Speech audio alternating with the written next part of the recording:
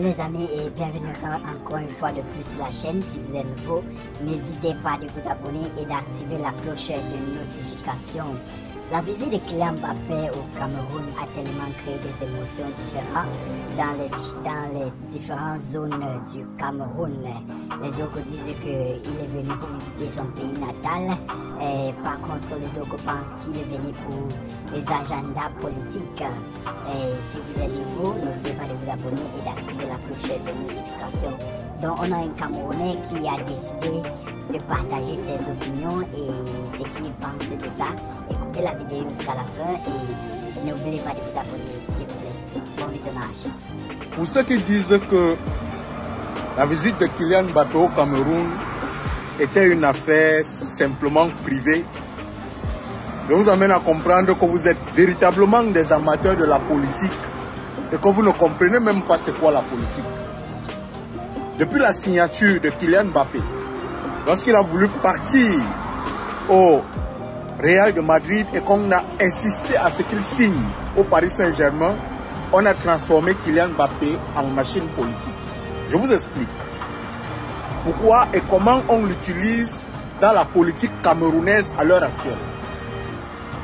Depuis l'arrivée de Yannick Noah au Cameroun, depuis qu'il a installé le village Noah au Cameroun, Yannick Noah est plus qu'un ambassadeur français au Cameroun.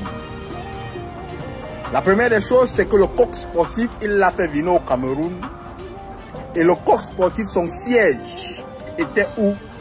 Au village Noah. On achetait les maillots des Lions au village Noah. Lorsque Samuel Eto'o arrive, il enlève le coq sportif. Il veut installer une autre marque de football camerounais dans l'équipe nationale de football.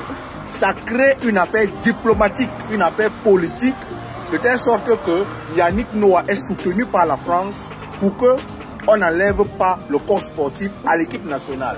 Samuel Eto'o va gagner ce combat, bien qu'après, il faudra payer de lourdes amendes.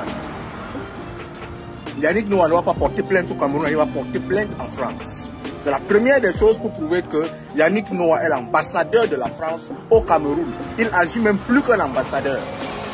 La deuxième des choses, lorsque le président Macron arrive au Cameroun, il a tourné. Où est-ce qu'il est parti? Il est parti au village Noah. Il est parti tourner au village Noah. Il a fait beaucoup de choses au village Noah. Depuis un certain temps, même quand l'ambassadeur, il y a un certain ambassadeur que Steve Fa a rencontré, il l'a rencontré au village Noah. Pour nous faire comprendre que le village Noah devient une machine politique, une machine d'installation de la politique de la France-Afrique au Cameroun. Voici donc Kylian Mbappé, on le fait venir au Cameroun et pour l'installer au Cameroun pour montrer que véritablement il est une machine politique. Le président français était au village Noah. On envoie aujourd'hui Kylian Mbappé à un moment où le Cameroun est en train de réfléchir comment changer la politique et peut-être installer le fils à la place du père. Il faut quand même utiliser des stratégies qui vont avec. Entre-temps, on est en train de combattre des stratégies. Comment Samuel Eto'o, qui ne s'entend pas avec Yannick Noah, qui ne s'entend pas avec Franck Biya, qui ne s'entend pas avec beaucoup de personnes dans la machine politique actuelle du Cameroun. Nous, on sait que Samuel Eto'o peut se présenter. Et s'il peut se présenter, il est un danger, un gros danger pour la France-Afrique, pour la politique de la France au Cameroun. Donc il faut forcément l'écarter en utilisant une stratégie qui est de diviser pour mieux régner. Diviser Samuel Eto'o qui était hier avec Kylian Mbappé. Samuel Eto'o qui est parti négocier pour qu'au moins le père Mbappé puisse donner le petit frère de Kylian Mbappé à l'équipe nationale. Diviser Samuel Eto'o avec le boxeur, là, comment on l'appelle encore, Francis Ngannou. En fait, créer la zizanie au sein des sportifs ou au sein du groupe que Samuel Eto'o est en train de vouloir créer. C'est une stratégie. Alors, lorsque Kylian Mbappé arrive donc au Cameroun, on le dirige où? Chez Yannick Noah. Yannick Noah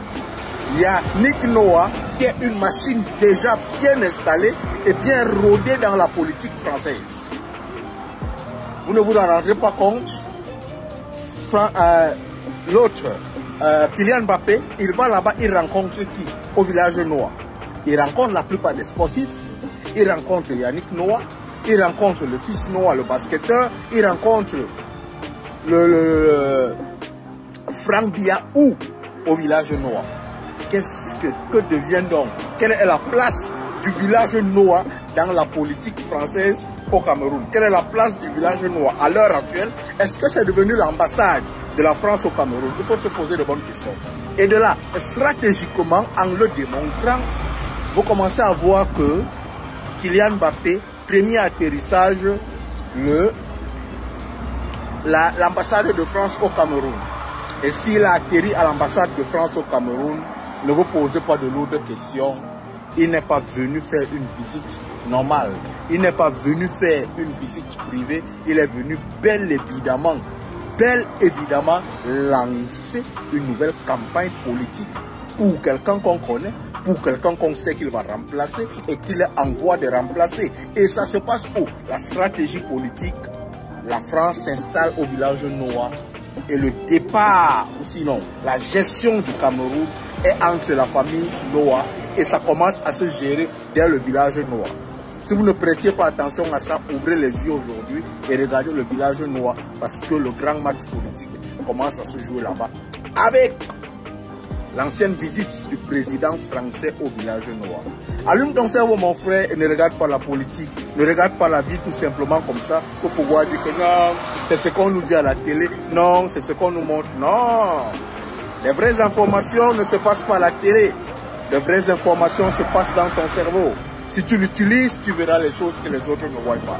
Allume ton cerveau mon frère et bonne chance à toi, bonne éducation, bon tournage, bienvenue à la bioluminescence.